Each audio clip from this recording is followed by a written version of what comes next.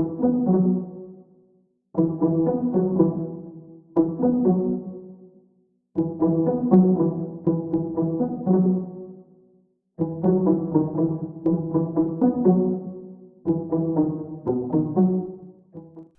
maro raha vantany vao nahita ny fiarah-miasa ny mpanakanto BGMJ sy Arnaah izay niarina naoseho tao Mahamasina tamin'ny iny herinandro lasa iny izay tena nanaitra an'ireo mpankafy mo raha vantany vao nahita an'ireto olona roa izay samy kalaza no sady efa mpivady teo aloha ireto ka nipitsipitsony mahakasika an'izay no fakafakaina amintsika atao anatin'ity video ity ka manasantsika rehetra anaraka an'ity video ity hatramin'ny farany azadino ny milaiky ny video antsika ary tsarovatrany miabone amin'ny chaîne antsika mba ahafahanareo manaraka tsy tapaka ny video zay lefa nahita isan'andro tsy ampy andela mo isika fa avitrany tonga de vavany ndao ary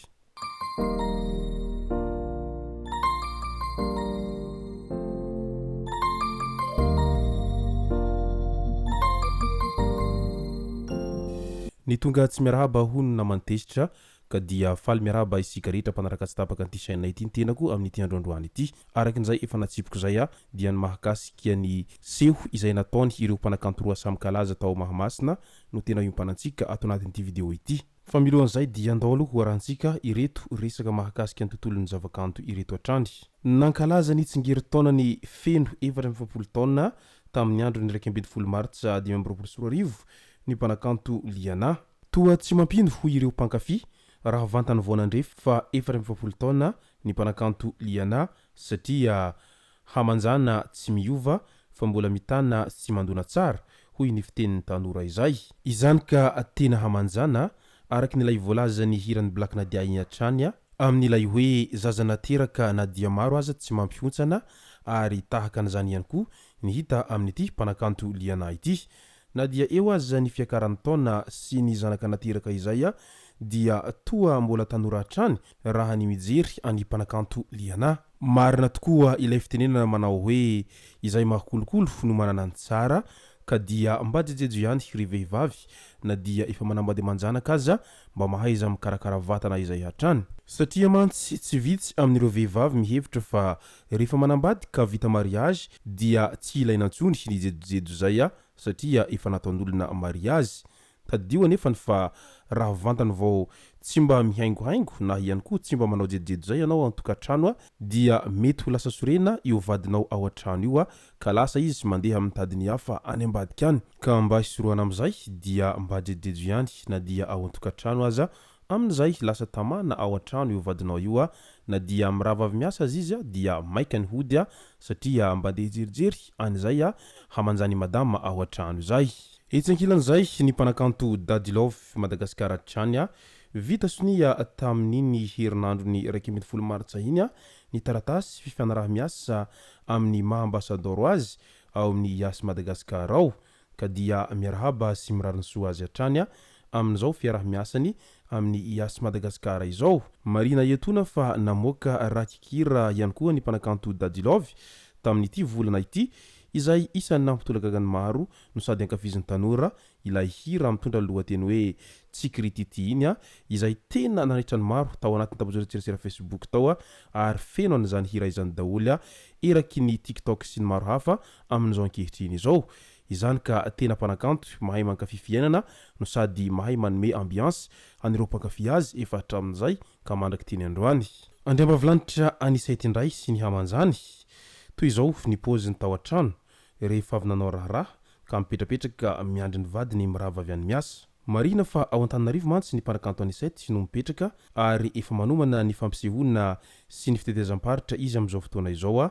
rehefa avy tany ivelany midika izany fa na dia mpanakanto kalaza aza ny mpanakanto anisety rehefa tonga ao tokantranony dia mba manao raharaha tahaka ny vehivavy rehetra amin'izay fikarakarana tokantrano sy mikojakoja ny ao an-trano zay mba hatonga ny vady rehefa miditra ao an-trano mba ho falifaly lalandava mba tsy hosorena reraky ny asa avy any bureau avy any ndao amin'izay ho resantsika ny mahakasika ny fampisehoana izay nataony mpanakanto BGMJ sy Arnaah tao Mahamasina tao Antananarivo tao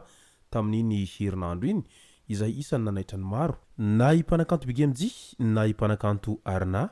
dia fantatsika tsara fa isan'ny mpanakanto izay samy kalaza amin'izao ankehitriny izao. Raha ny tantaran'izy roa ireo dia fantatsika tsara izany fa efa mpivady izy ireo teo aloha no sady efa niara-nihira foana ary niaraka nanao fitateram-paritra sy ny tety nanao seho tany ampitan-dranomasina tany. Maro dia maro ny mpankafy azy ireo ary tsy nisy nanampo taty aoriana fa mbola hisaraka izy ireo. Fa io moa zany izay ilay hoe tsy anjara,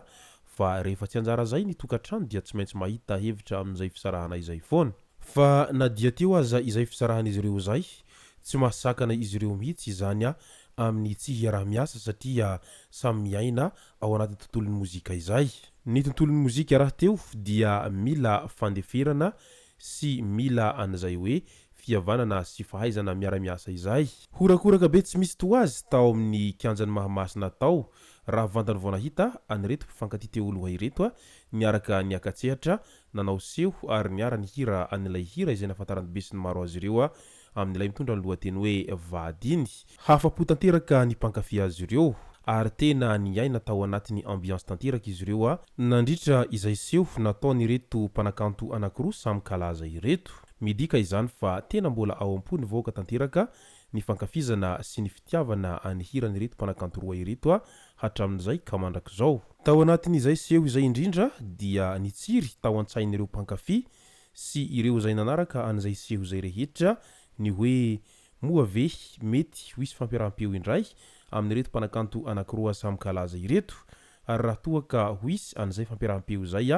mety ho ahoana sy ahoana no mety ho endrika an'izay fampiarahampeo izay mety ho ataon'izy ireo zay araky ny nofinofy sy vinavinan'ireo mpankafy azy ireo nandritra izay seho nataon'izy ireo zay. Ary nipetraka tao anatin'ny sain'ireo mpankafy ihany koa an'ilay hoe iza tokoa no mavandy amin'izy roa ireto,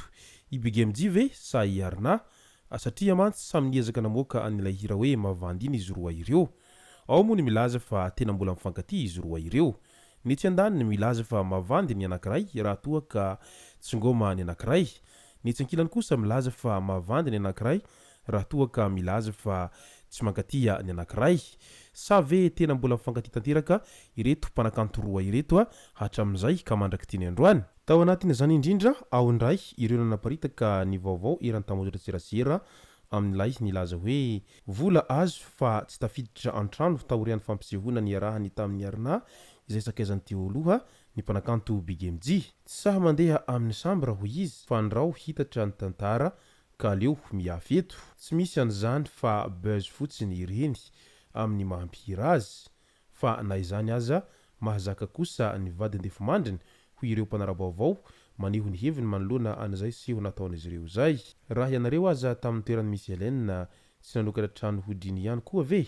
sa hitsena azy amin'ny tsiky fa nitondra vola be rehefa nody tany an-tokantrano. Izay zay ny masaka azona roso tao anatin'ity video ity tompoko lasy tompoko vavy misaotratsika rehetra nanaraka an'ity video ity hatramin'ny farany. Aza dino ny milaiky ny video antsika ary tsarova hatrany ny miabone amin'ny chaîne antsika mba ahafahanareo manaraka tsy tapaka ny video zay lefa nahita isan'andro. Tompoko lasy tompoko vavy mankasitraka dia mirary soa.